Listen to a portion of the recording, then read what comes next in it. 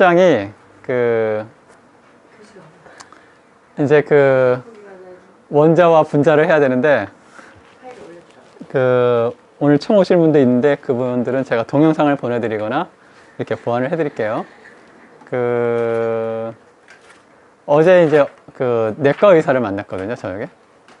그래가지고 이제 이번에 캠프하는 분들하고 의사분하고 이제 식사하고 이제 차도 마시고 이야기를 나눴는데, 이제 그분은 기능의학 쪽에 관심이 많으세요. 그래가지고 그런데 이제 제가 기능의학 펑셔널 메디신이라고 해가지고 책이 요만한 게 나와 있거든요, 우리나라에. 좀 약간 굵은 걸로.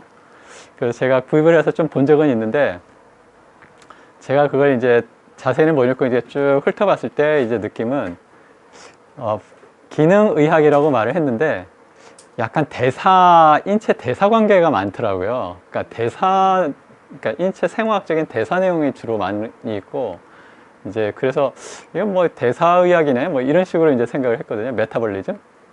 그래서 이제 식사를 하면서 이제 궁금해가지고 여쭤봤죠. 기능의학이 도대체 뭐냐? 이렇게 대체의학하고 좀 다른 건가? 이렇게 여쭤봤는데 그분이 이제 뭐라고 말씀하셨냐면, 이제 현대의학의 한계점이 있다라는 거죠. 그 현대의학의 한계점을 느끼니까 어떤 새로운 방향을 이제 해법을 찾아야 된다는 거였는데, 그러면 현대의학의 이제 문제가 뭐냐 하면은 이제 대증요법이라는 거예요. 뭐냐면 원인은 그대로 놔두고 원인을 해결할 생각은 안 하고 증상만 없앤다는 거죠. 쉽게 말해서 뭐 예를 들어서 염증이 나가지고 열이 나. 그러면은 염증의 원인을 찾아야 되는데 염증의 원인은 찾지 않고 열이 나? 그럼 열을 낮추는 약을 준다는 거죠. 아파? 그럼 아픈 원인을 해결해야 되는데 아픈 원인을 해결하지 않고 통증이 안 나는 약을 준다는 거죠. 그러니까 이제 지금 그 말이 맞는 거거든요, 사실 어떻게 보면은. 왜냐면 뭐 예를 들어서 고지혈증이다 그러면 고지혈증의 원인이 뭐냐, 고지혈증은 문자 그대로 중성지방, 콜레스테롤, 이게 과잉이잖아요, 비정상적으로. 그죠?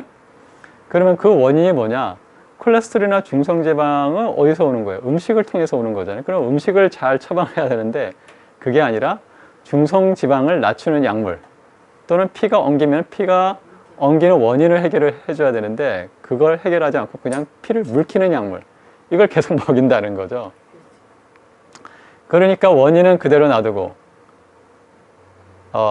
계속 대증요법만 쓰는 건데, 이걸 아주 잘 나타낸 그림이 있었어요. 제가 기억이 나는데 지금 뭐였냐면, 의사하고 간호사가 옷을 입은 두 사람이 열심히 바닥을 닦고 있었어요, 물걸레지고. 그러니까 간호사는 물걸레질을 막 하고 있고 의사는 물을 막 퍼담고 있었어요, 바닥에 있는. 그런데 그 옆에 어떤 장면이 있었냐면 수도꼭지가 열려가지고 수도꼭지가 계속 물이 넘치는 거였어요. 그러니까 현대의학이 이제 그런 한계라는 거죠. 다시 말해서 바닥이 넘치고 이러면 수도꼭지를 잠그면 될 간단한 문제인데, 그 수도꼭지를 안 잠그고 계속 물은 넘치게 하면서 물을 퍼담고 이제 물걸레질을 하고 있다는 거죠. 그래서 이제 그 대안으로 이제 나온 게 대안으로 이제 여러 가지 방법 중에 하나가 기능의학이다, 이렇게 이야기하는데, 그러면 왜 그 대사관계가 많이 있을 수밖에 없냐? 그거는 인체의 질병이라는 건 대사관계를 통해 가지고 결국 증상으로 나타나는 게 질병이기 때문에 대사 메커니즘을 모르고서는 원인을 해결할 수 없다는 거예요. 그래서 제가 깨달았죠. 아, 내가 수업을 잘 커리큘럼을 짰구나. 예. 그래서 이제 첫 시간에 제가 화학을 했잖아요. 그죠? 원자 개념부터 시작해가지고 그 다음에 분자의 구조, 왜 원자가 결합을 해서 분자가 되냐, 옥텟 규칙부터 해가지고, 그죠? 원자 궤도도 그리고 이제 나중에 제가 동영상 보내드릴게요. 그래서 이제 그 단계가 이제 결국은 이제 생화학적인 문제. 생화학이라는 건 뭐예요? 화학인데 생물체 내에서 일어나는 게 생화학이잖아요. 별거 아니거든요. 예. 그 화학은 뭐냐? 화학은 뭐냐면 원자 간 결합 관계. 그죠? 그 원자 간 결합 관계는 뭐냐? 전자의 이동이거든요, 핵심은. 예. 그래서 제가 첫 시간에 이제 수업을 했었는데 오늘 못 오신 분들은 이제 동영상을 이제 참조를 하시거나 또는 제가 설명을 해드리겠습니다. 그래서 이제 그러면 이제 그 다음 단계로 이제 뭘 하려고 계획을 했냐면 이제 세포에 대해서 이제 하려고 했는데 이제 저번 시간에 수업이 다 안 끝났잖아요, 그죠?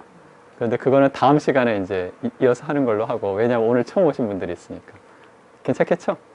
그래서 오늘은 이제 세포에 대해서 하려고 합니다.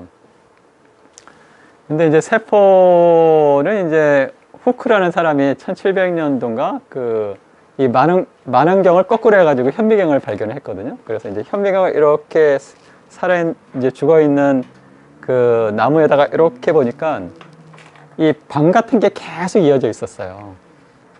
그래서 이제 그거를 방이다. 여러 가지 방이 막 있었다. 그래서 셀이라고 표현을 했거든요. 그러니까 원래 이제 셀의 어원은 그 옛날에 그 초기 기독교 사회에서 그 광야에 나가서 수도하던 사람들 있잖아요. 그 사람들이 조그만 방을 하나씩 줬대요. 굴에다가. 그래서 이제 그게 어원이 돼가지고 이제 셀이 됐는데 그 모양과 비슷했다는 거죠.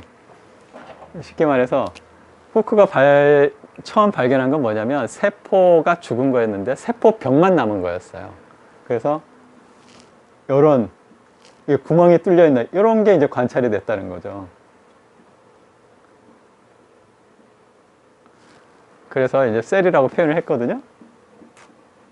그러니까 옛날에 이제 뭐 이렇게 그 초기 기독교에 보면은 이 사람들이 이렇게 방에 들어가지고 혼자 이제 기도를 하고 그랬던 거예요. 수행을 하고. 그게 이제 어원이에요. 흥미롭죠? 예. 그 이제 세포설이 중요한데, 그래서 이제 셀 시어리가 나오는데 세포설이라는 게 나오는데, 세포설은 뭐냐면 모든 생명체는 세포로 구성이 되어 있다는 거예요. 그러니까 우리가 저번 시간에 뭘 했죠? 모든 물질은 뭐로 구성이 되어 있다고 말씀을 드렸었죠? 원자로 구성이 되어 있었죠? 근데 오늘은 모든 생명체는 세포로 구성되어 있다. 그러니까 무슨 말씀이냐면 물질에 대한 여러 가지 현상은 원자에 대한 개념을 잘 알면은 다 유추가 될 수가 있었잖아요. 그죠? 그죠? 생명체든 무생명체든. 또 우주선을 가든 아니면 별자리를 이해를 하든 땅에 있는 광물을 측정하든 여기 난문지표에 있는 성분을 측정하든 원자에 대한 개념이 기본이었어요. 그런데 세포설은 모든 생명체를 이해하는 기본 단위예요. 그러니까 세포에 대한 구조, 항상 저번 시간에 뭐라고 말씀드렸죠? 구조는 기능과 관련됐다고 그랬죠? 그래서 오늘도 관심을 두실 부분은 세포의 구조가 어떻게 생겼는가, 그게 중요해요. 그러면 기능에 대해서 자연스럽게 이제 유추를 하실 수가 있어요. 아시겠죠? 그리고 이 세포는 사람에게는 216가지 조직이 있다고 그래요. 무슨 말씀이냐면 216가지의 모양이 다른 세포들이 있어요. 그러니까 216가지의 기능이 다른 세포들이 있어요. 하지만 기본 구조는 동일해요. 이해하시겠죠? 예, 그래서 세포의 구조를 이제 하겠습니다.